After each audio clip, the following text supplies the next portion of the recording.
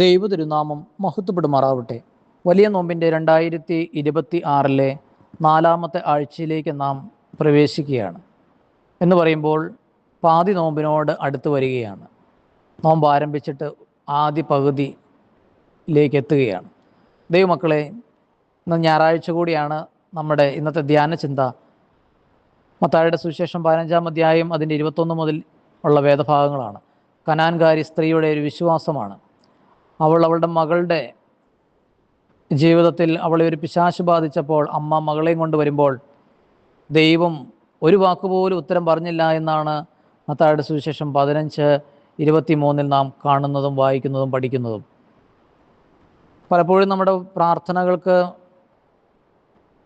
നമ്മൾ പ്രാർത്ഥിക്കുമ്പോൾ തന്നെ നമ്മുടെ ആഗ്രഹം എന്താണെന്ന് വെച്ചാൽ അത് അപ്പം തന്നെ പ്രാർത്ഥിച്ചങ്ങ് തീരുമ്പോൾ തന്നെ അതിനൊരു മറുപടി കിട്ടണമെന്നാണ്. ചിലപ്പോൾ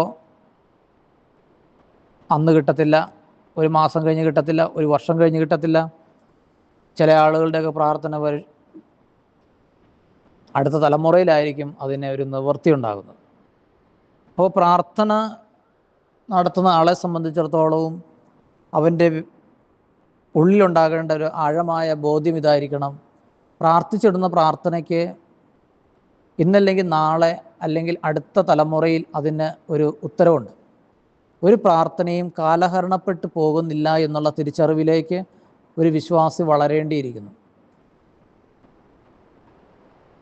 അതേസമയം തന്നെ ഇവിടെ നമ്മുടെ വിശ്വാസം ദുർബലപ്പെട്ടു പോകാൻ സാധ്യത കൂടുതലാണ്. കാരണം കർത്താവിൻ്റെ സൈലൻസിൻ്റെ മുമ്പിൽ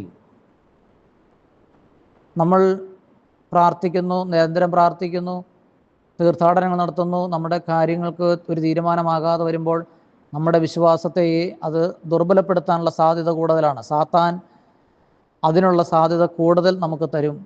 പക്ഷേ കനാൻകാരി സ്ത്രീ പറയുന്നത് പോലെ നായ്ക്കളും യജമാനന്മാരുടെ മേശയിൽ നിന്ന് വീഴുന്ന അപ്പക്കഷ്ണം തിന്നുന്നുണ്ടല്ലോ. അത്രമാത്രം ആഴമുള്ള ഒരു വിശ്വാസം ഒരു അന്യ വിജാതീയ സ്ത്രീക്ക് ഉണ്ടായി എങ്കിൽ പലപ്പോഴും നമ്മൾ നോക്കണം, ഒരു ക്രിസ്ത്യാനിയേക്കാൾ കൂടുതൽ ആഴമായ ക്രിസ്തു വിശ്വാസം മറ്റ് മതങ്ങളിലുള്ളവർക്കാണ്.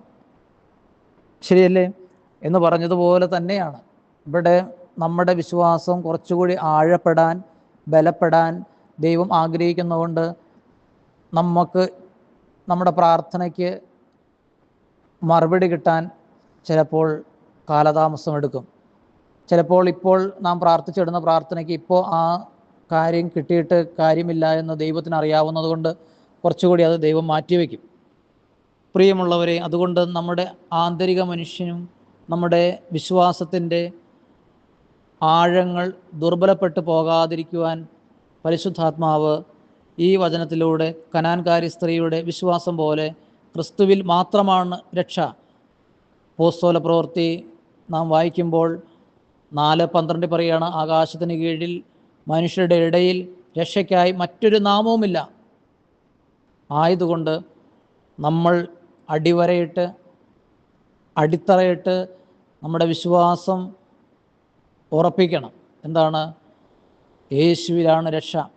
അതുകൊണ്ട് ചഞ്ചലപ്പെട്ട് പോവാതെ, വിശ്വാസത്തിൽ നിന്ന് പതറിപ്പോകാതെ പരിശുദ്ധാത്മാവ് പുത്തൻ അഭിഷേകം നമുക്ക് തന്ന് ബലപ്പെടുത്തുവാൻ ഈ വചനം ശ്രവിക്കുന്ന ഓരോ മകനെയും മകളെയും ദൈവകരങ്ങളിൽ സമർപ്പിച്ച് പ്രാർത്ഥിച്ചുകൊണ്ട് പ്രാർത്ഥനാപൂർവ്വം പുത്തൂർക്കുടലിൽ ജയ്മോനച്ചൻ.